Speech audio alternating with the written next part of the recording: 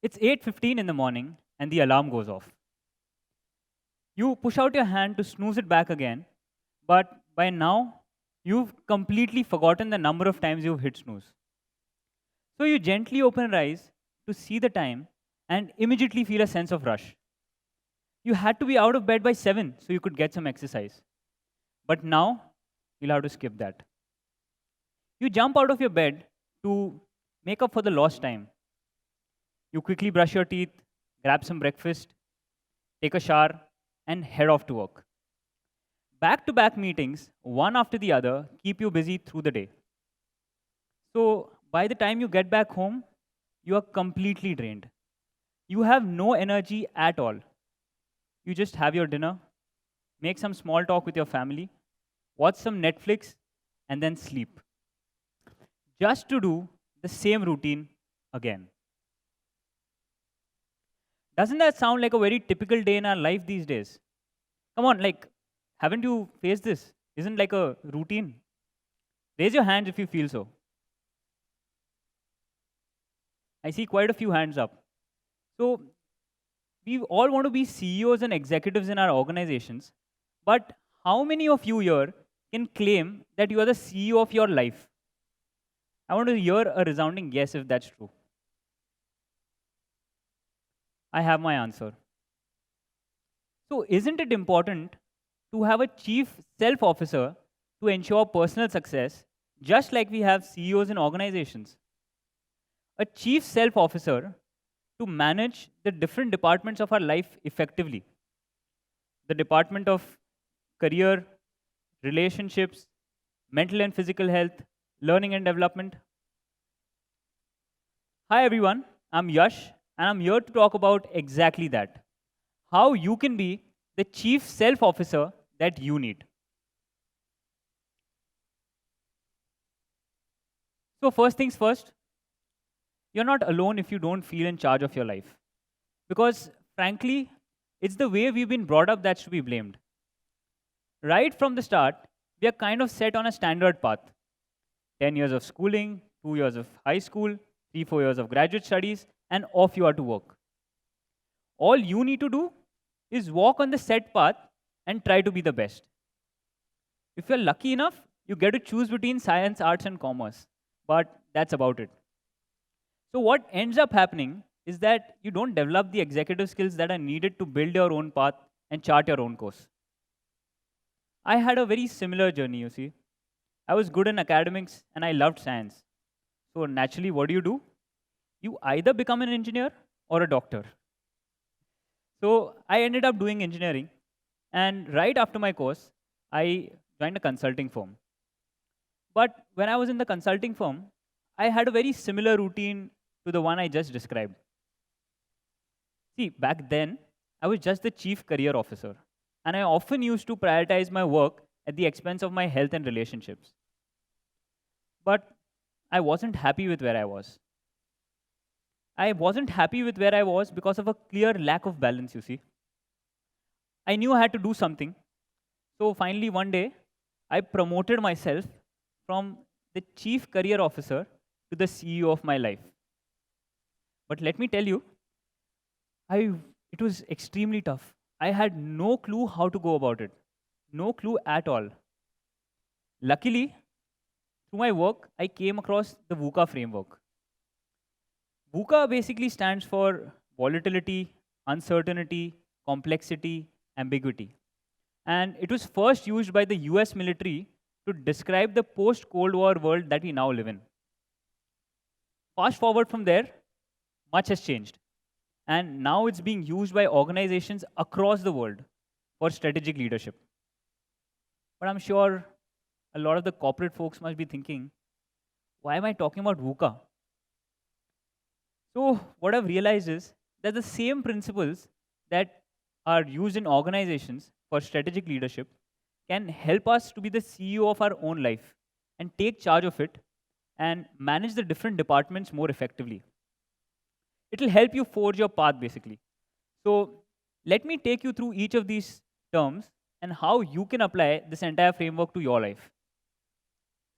So, all these heavy terms that you see: volatility, uncertainty, complexity, ambiguity, they are very much interconnected. But at the same time, they have important differences. Volatility, for one, talks about the pace of change in the world, which is extremely high. For instance, just a couple of years back, most businesses were being run offline. And as soon as COVID hit, almost overnight, everyone had to switch to a online model.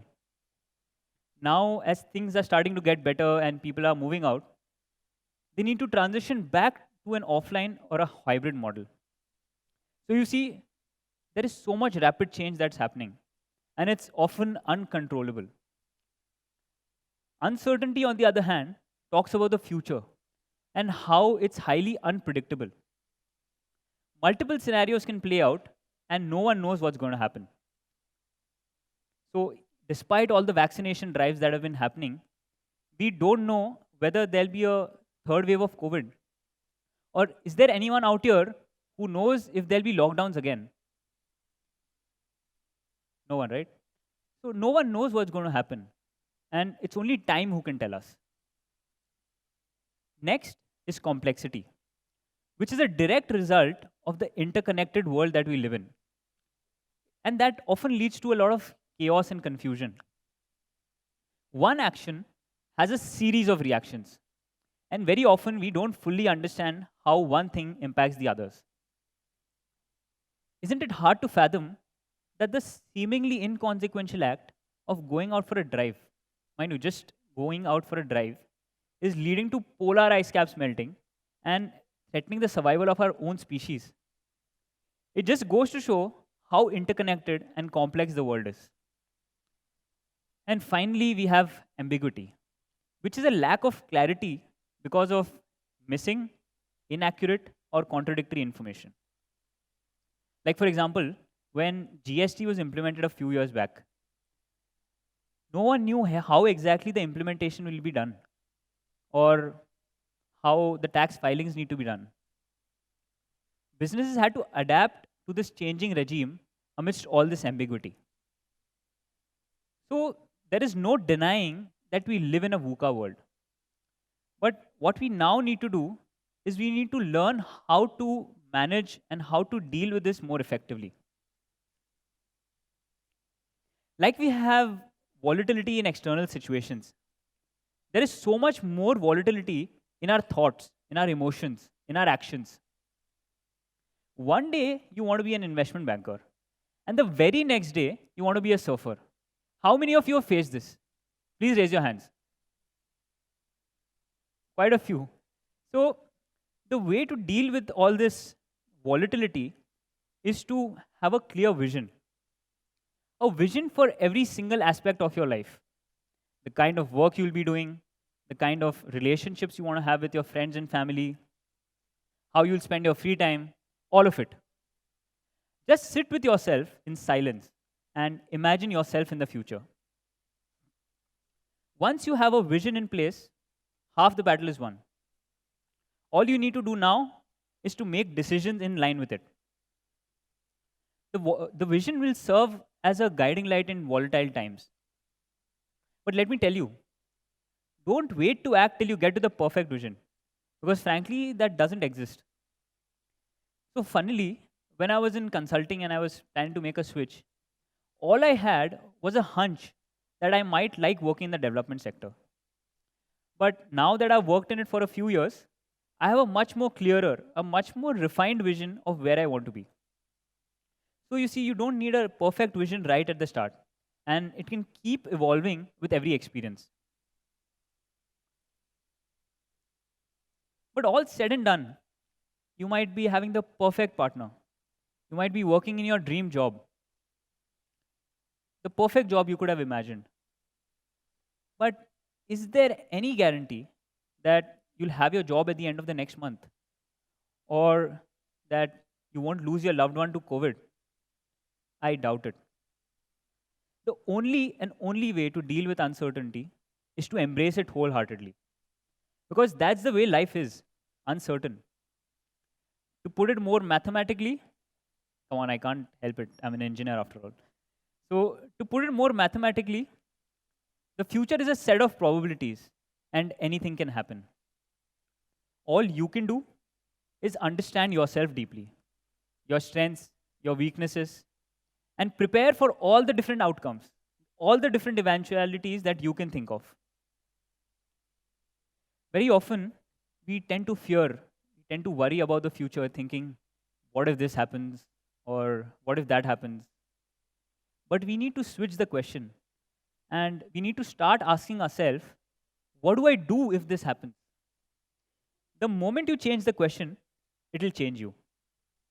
You'll feel empowered. Just try it out sometime. You'll feel empowered to bring your life back on track if things don't go the way you want them to. So just try it, change the question, and you'll feel empowered. Next is complexity. Like the world is interconnected, so are the different departments of our life. Your work has an impact on your relationships have an impact on your mental health, and your mental health has an impact on your productivity at work. It's all interconnected. Just taking an example closer to home.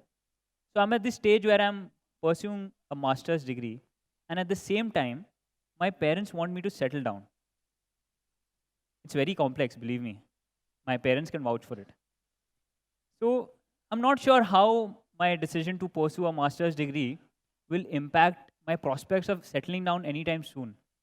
And if I choose to settle down now, how will that impact my aspirations to pursue a master's? There are no easy answers for sure. But you can definitely make your life simpler and easier. We often tend to overthink and complicate things because we have this ideal vision in our heads where everything is just spot on. But no matter how perfect a vision you have built for yourself, there will always be some trade-offs that you'll have to make. So you need to be clear about what your priorities are, and you need to start making decisions in line with them. No matter what the world wants from you, but you should have the courage to make decisions in line with your priority. Because you see, if everything works out well, that's best. But if it doesn't, then at least you won't have to compromise and sacrifice on the things that are most important to you. Finally, there are times when we find ourselves in situations where we don't know what's going to happen and we don't know much. For instance, is it the right time to take the plunge and start the venture you've always dreamed of? Or is your love interest interested in you? You'll never know much. So, what you need to do is you need to gather as much information as possible and you need to understand the situation at hand with whatever limited information is available. Once you've done that, take calculated risks. But take risks nonetheless because you see, in the words of Harshad Mehta from Scam 92, ishq hai to risk hai. So, experiment and be willing to fail. But having said all of this, also be agile, be prepared to course correct when needed.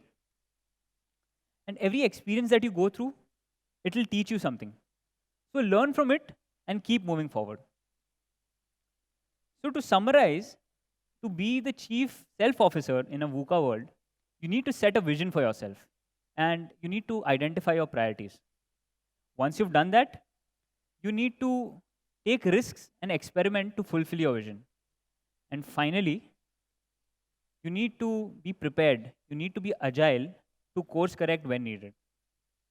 But despite all of these learnings, and these are important 21st century learnings, is there anyone out here who could have prepared for COVID and all the things it was about to change? I don't think so. Which brings me to my last point, which is amor fati. The Stoics from Greece used to practice amor fati. It's a practice of loving your fate.